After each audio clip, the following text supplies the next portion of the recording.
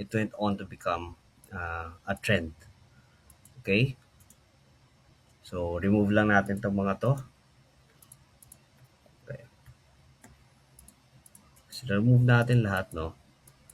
Okay, so with that, that's the first one. Okay? Ilan natin. The second one is that we use confirmation before entering. Okay? Retest. So nung ito nabasag niya, no? Nung ito nabasag niya, so yan yung basag niya.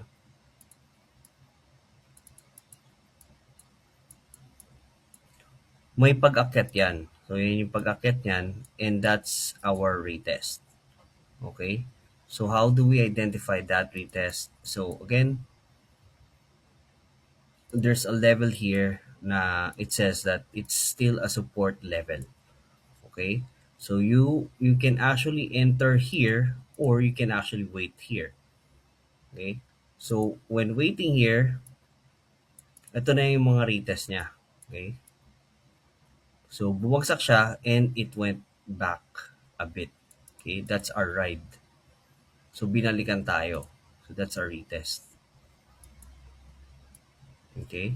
And our stop loss